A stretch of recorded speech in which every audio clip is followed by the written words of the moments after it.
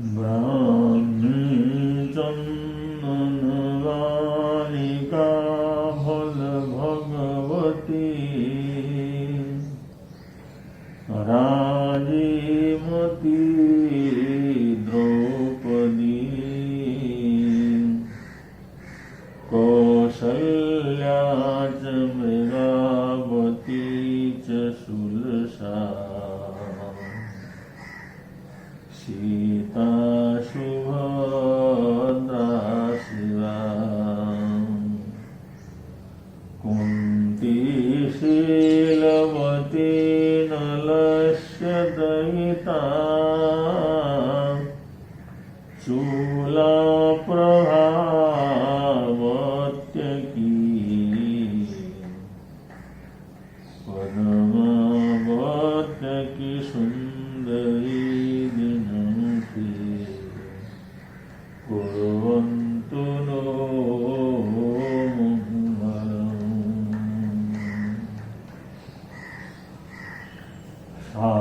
शास्त्राभ्यासो जिनपति स्तुति संगति सर्वदारी सत्साधूनां गुणगणकथा दोषवादे च मौनम् सर्वस्यापि प्रियहितवचो भावना चात्मतत्त्वे सम्पद्यन्तां भवति यावदेते अपवर्ग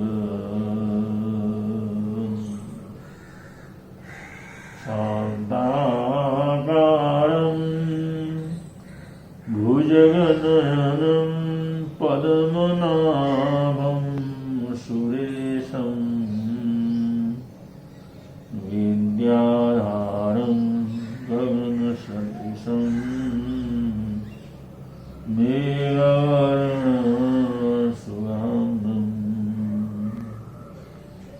लक्ष्मीकान्तं कमलनयनं योगिनाभिध्यानगम्यं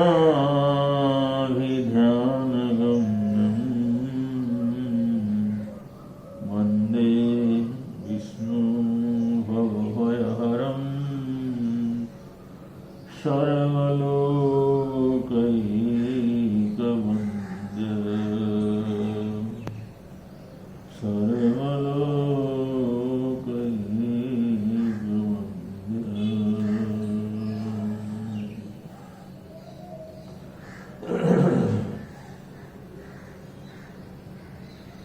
अरहत आगम ज्योति की श्रृंखला में एक छोटा सा महावाक्य है,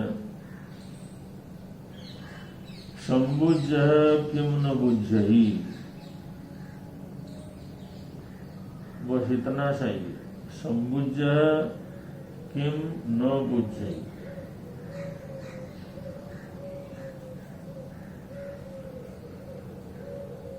महापुरुष जो साधना करके सम्यक बोध, सम्यक ज्ञान, दर्शन को प्राप्त करते हैं,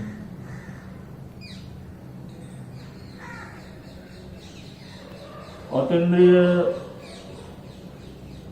ज्ञान के वैभव से प्रत्यक्ष अप्रत्यक्ष सबको देखना प्रारंभ करते हैं, वो सत्य का साक्षात्कार होने के अनंतर वो दुनिया को उपदेश देते हैं। और ये श्रृंखला अनादिकाल से चली आ रही। हर जमाने में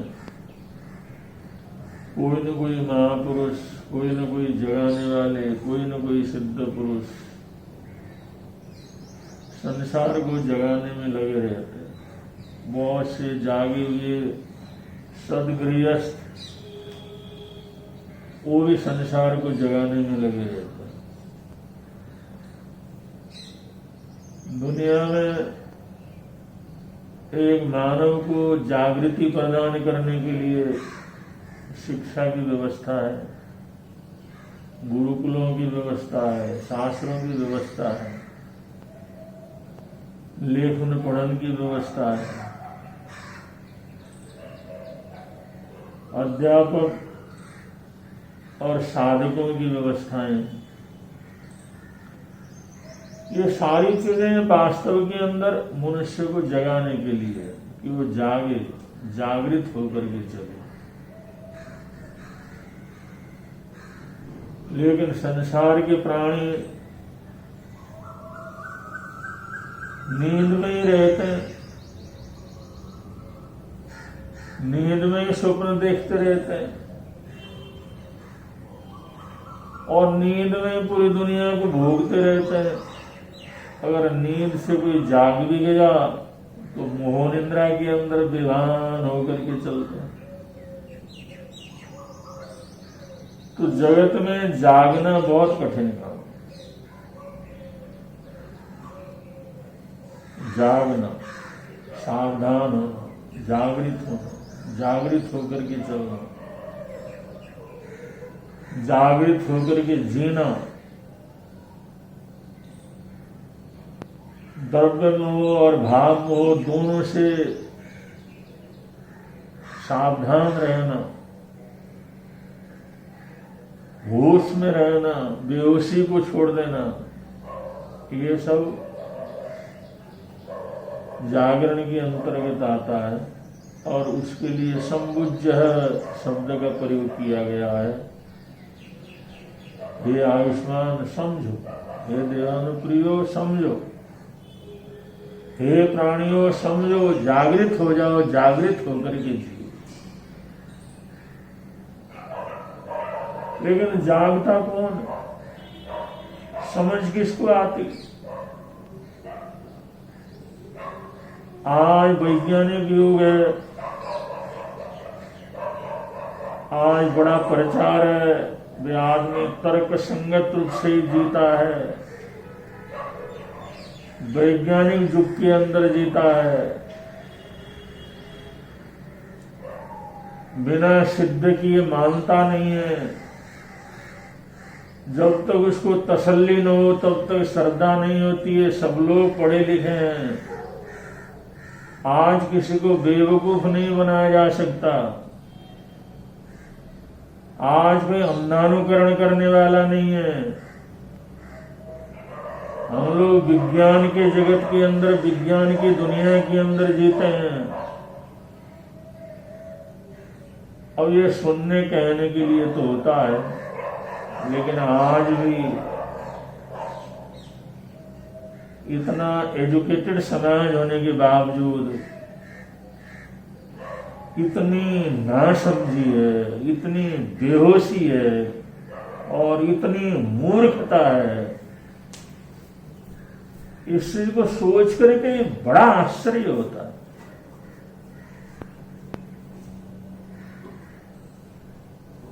और लोग भी यहाँ पर झूठ है, मायाचारी है, दुर्भावना है, अन्याय और अत्याचार की पद्धति है, और उसके लिए ही बोलने वाले, सिखाने वाले लोग हैं और उसी के ऊपर भरोसा करके चलते हैं।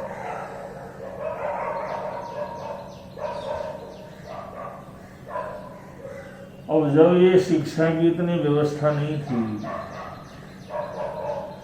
एक दूसरे से संबंध नहीं था, एक दूसरे की बातों को हम समझ नहीं सकते थे, तब तो ठीक है। लेकिन आज तो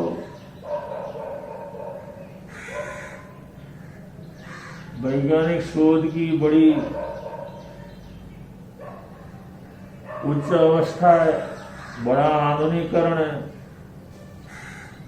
लेकिन आज भी आए दिन हम लोग देखते हैं कि बड़े से बड़े नेता, बड़े से बड़े विद्वान लोग, बड़े से बड़े वकील,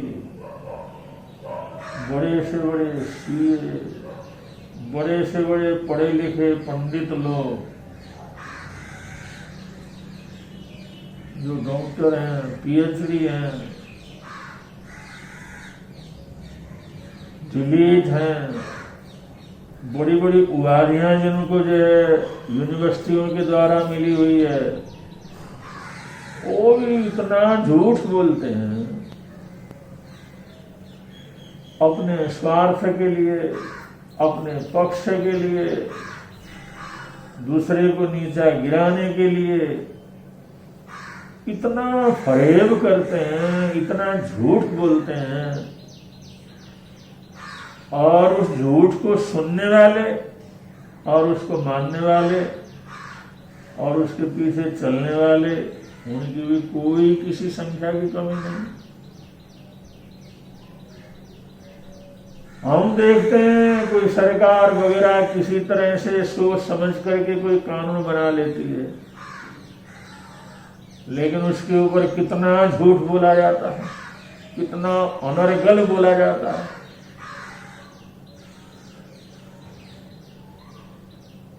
और कितना उसके अंदर गलत जो है निर्देशन दिए जाते हैं, गलत अर्थ किया जाता है।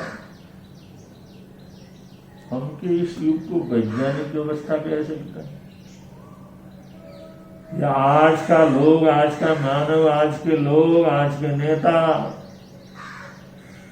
आज की पार्टी को चलाने वाले लोग, गद्दी के लिए भागने वाले लोग, राजनीतिक धरातल के ऊपर घूमने वाले लोग,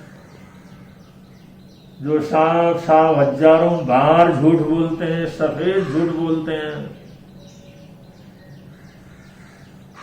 अब उनके पीछे चलने वाले भी कितने लोग रहते, कोई प्रश्न नहीं करता, कोई सोचता नहीं,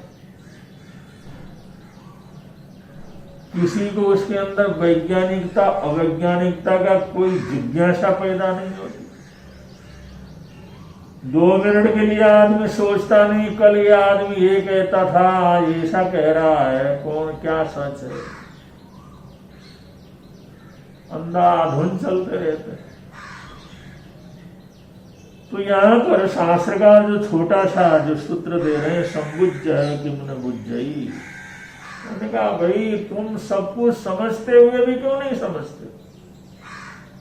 ये दुनिया जानते हुए भी अनजान बनी रहती है, पढ़ लिख करके भी बेवकूफ बनी रहती है,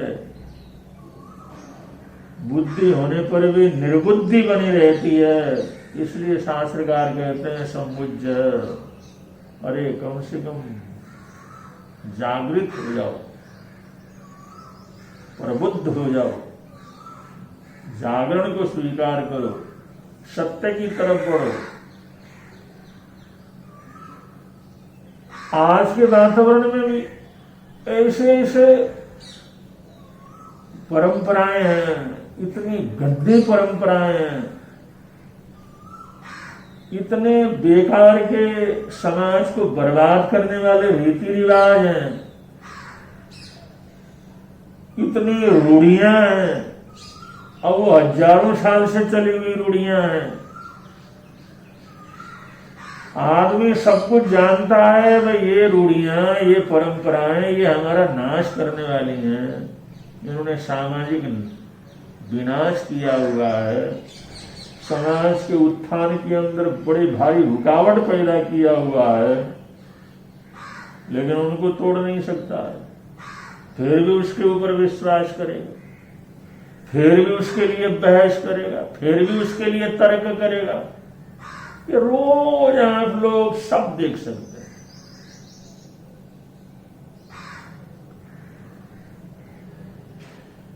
कि आदमी सब कुछ होने के बावजूद भी कैसे नींद में रहता, कैसे बेहोशी में रहता, क्योंकि मोह के नींद के अंदर ये मारा मारा फैलता रहता है।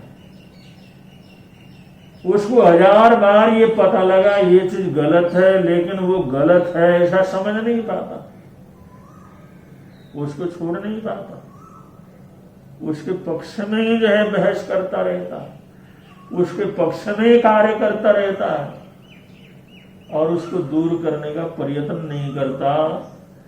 ये रोज के न्यूज़ों में, रोज के बहस में, रोज के अखबारों में, आसपास के वातावरण में हम चारों तरफ देख सकते हैं कि पढ़े लिखे लोग कितनी बड़ी बेवकूफ़ी करते हैं, कितना झूठ बोलते हैं, कितना मायाचारी करते हैं, कितना गलत प्रचार करते हैं, कितना गलत सोचते हैं। यह प्रत्यक्ष रूप से देखा जा सकता। इसके लिए कोई प्रमाण देने की जरूरत नहीं। इतने उदाहरण हैं तो उदाहरण दे करके उदाहरण देने की कोई आवश्यकता नहीं है। चारों तरफ ऐसा वातावरण है। इसलिए शास्त्रकार यहाँ पर ये आह्वान करते हैं, सम्मुज्य है माने बोध को प्राप्त करो, सत्य का साक्षात्कार करो, सत्य को स्वीकार करो, सत्य को जानो। और आज के वातावरण में ऐसी हालात है तो जो ये पढ़ाई लिखाई, ये आपसी संपर्क, ये कनेक्शन कुछ नहीं था उस समय, क्या कुछ होता हो। तो जागना इस दुनिया में बहुत कठिन काम।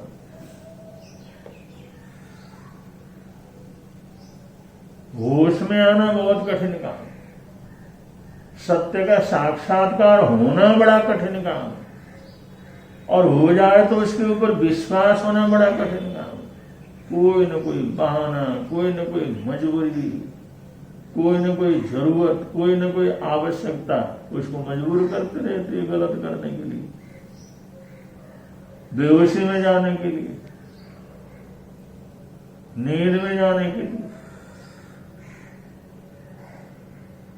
अब इतने लंबे समय से हम लोग संसार के अंदर हैं, लेकिन आज तक हम लोग जागे नहीं। जैसा जागरण हमारे जीवन के अंदर होना चाहिए वो नहीं जागे। हमारा देश 1000 वर्ष से पिछले 3,000 वर्ष से गुलामी के जंजीरों के अंदर पड़ा रहा। मुसलमान आतताइयों की उसने गुलामी की, अंग्रेजों की गुलामी की, तरह तरह के कष्ट झेले, तरह तरह के तकलीफें झेली, तरह तरह के अन्याय अत्याचार उसने झेले। ये सनातन परंपरा में क्या कुछ नहीं झेला। अपने सामने अपने पुरखों के उस इतिहास को नष्ट करते हुए देखा। वो महापुरुषों ने जो इतने कठिन साधना के द्वारा जो ग्रंथ तैयार किए, उन ग्रंथों को धूम धूम करके हुए जलते हुए देखा। अपने घर परिवार को लूट करके बर्बाद करते हुए देखा कि आतताएं किस तरह से बर्बाद कर रहे हैं। अपने घर परिवार के बच्चों को लूटते हुए देखा, उनके साथ अन्याय अत्याचार होते हुए देखा।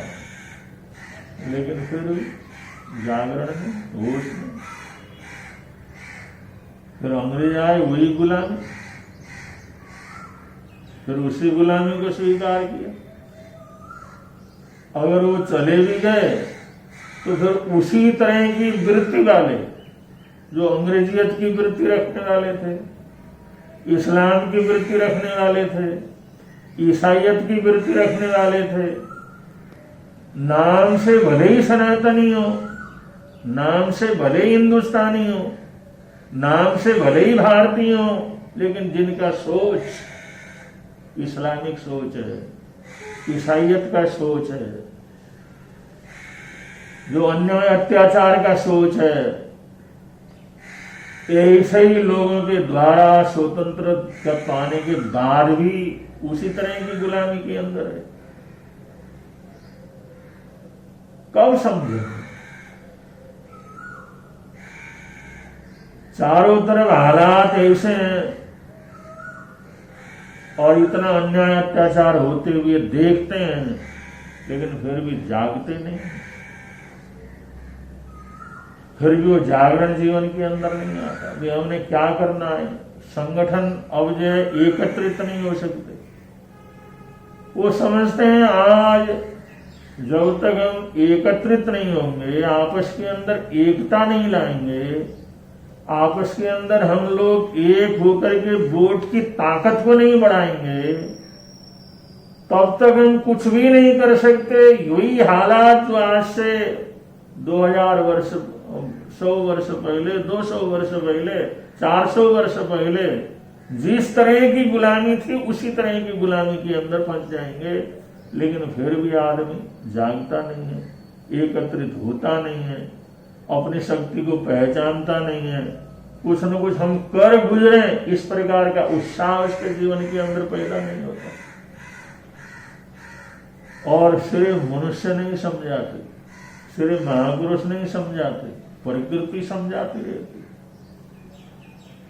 फिर भी वही राग द्वेष, वही माया, वही छल कपट, वही अंधेर नगरी, वही लोट खसोट।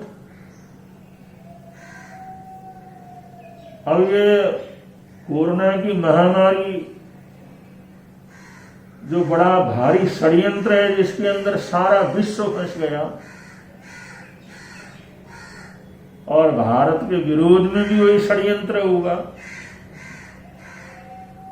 और इस महामारी के बीच में सब लोगों ने अनुभव किया कि मौत कितने जल्दी आ सकती है। हमारे ऑर्गन कैसे एकदम जल्दी काम करना बंद कर सकते हैं, हमारा फेफड़ों कैसे काम करना बंद कर देता है, कितने जल्दी इसके अंदर इन्फेक्शन हो जाता है, हार्ट कैसे चलते चलते बंद हो जाता है, कैसे जुकाम जैसी बीमारी, ये नजला जुकाम जैसी बीमारी एकदम प्राणलेवा बन जाती।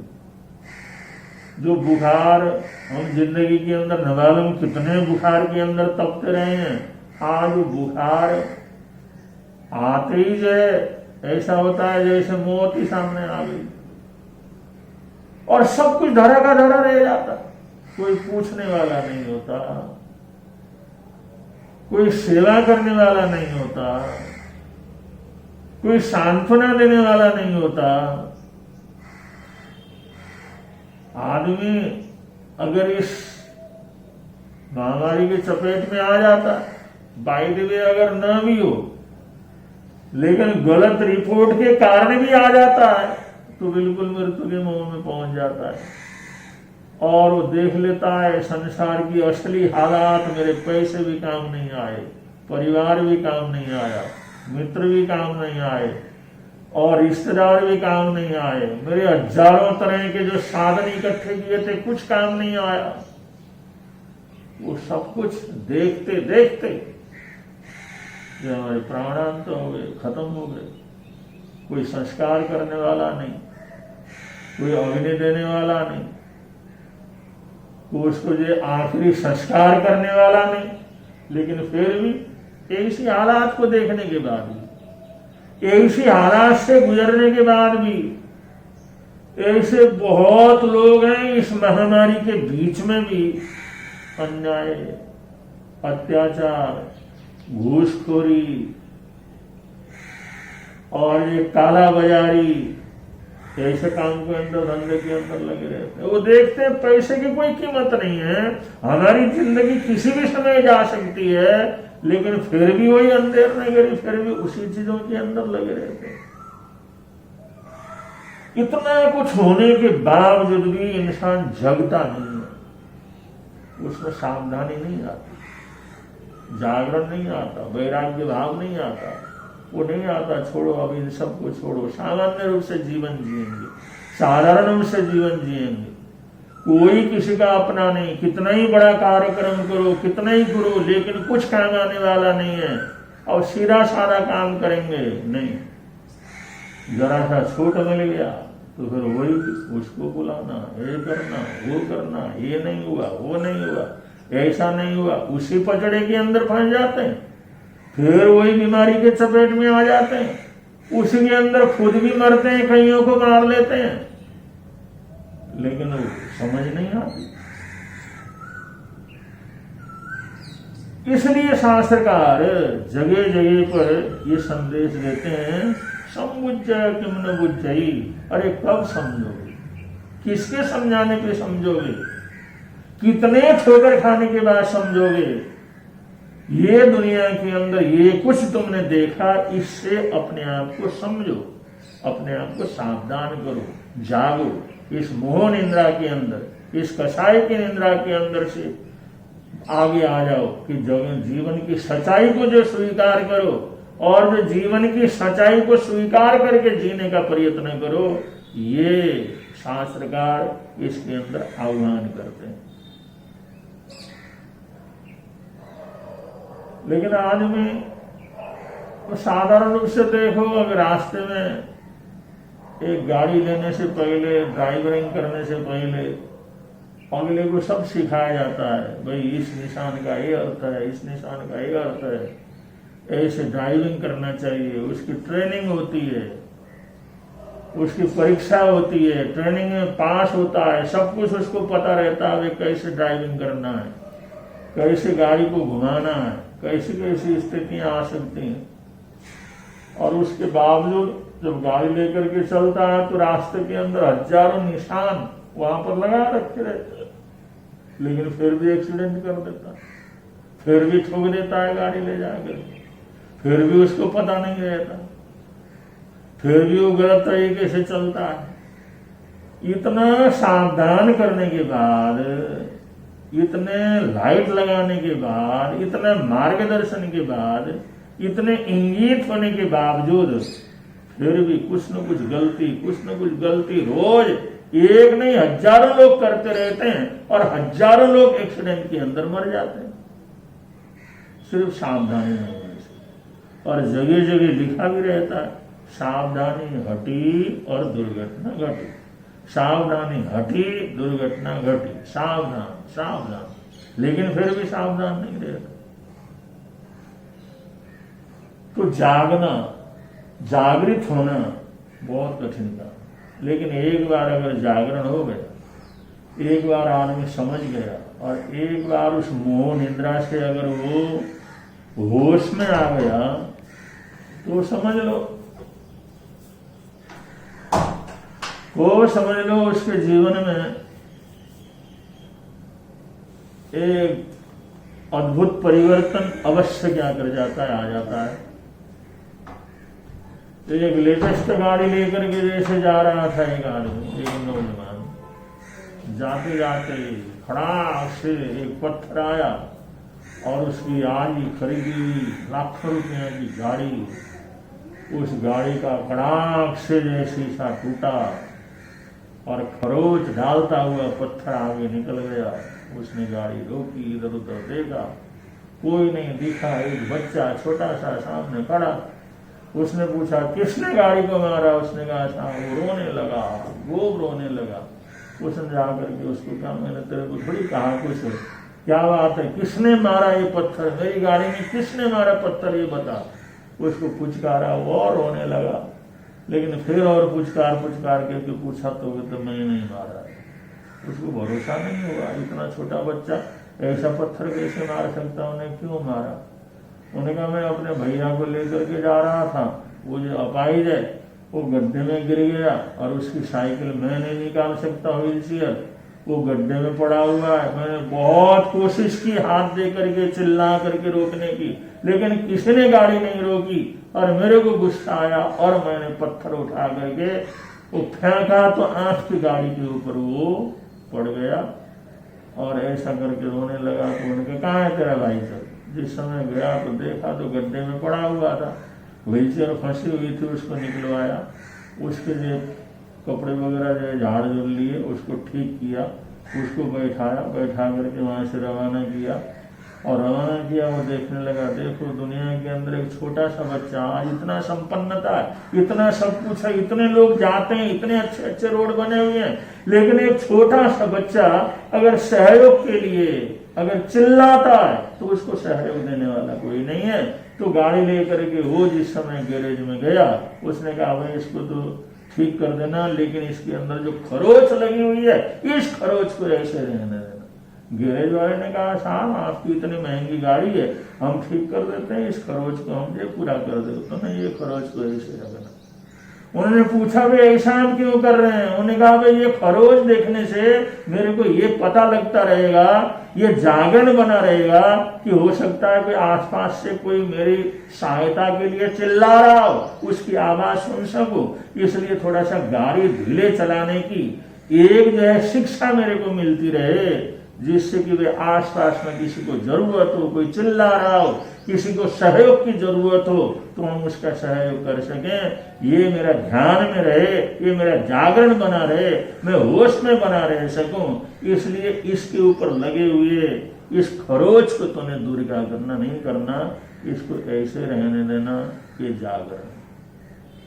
कभी कभी इंसान एक घटना से जाग जाता है, एक उपदेश से जाग जाता है, एक संदेश से जाग जाता है, और कभी कभी मरणांतिक कष्टों से निकलता है, फिर भी उसकी जागरण क्या करती, जागता नहीं है, होश में आता नहीं है। लेकिन सुखी वही होते हैं जो होश में आते हैं। दूसरे को समाधान वही देख सकते हैं जो होश में हो, दूसरे को मार्गदर्शन वही देख सकते हैं, दे सकते हैं जो जागे हुए हो, होश में हो। ज्ञान का प्रकाश वही देख सकते हैं जो जीवन के अंदर जागरण हो, होश हो, अच्छी समझ हो। अगर ये होश नहीं है, समझ नहीं है, विवेक नहीं है, ज्ञान नहीं है, तो ऐसा व्यक्ति न तो अपना ही भला कर सकता है, न किसी दूसरे का भला कर सकता है। इसलिए जागना, होश में आना, समझदार होना, ये बहुत बड़ी जरूरत है। इस जरूरत को हम पूरा करें तो यहाँ भी आनंद में रहेंगे, प्रभु के अंदर भी आनंद में रहेंगे। इन्हीं मंगल कामनाओं के साथ आज के वक्तव्य को विराम देते हैं। बोलिए भगवान महावीर स्वामी की।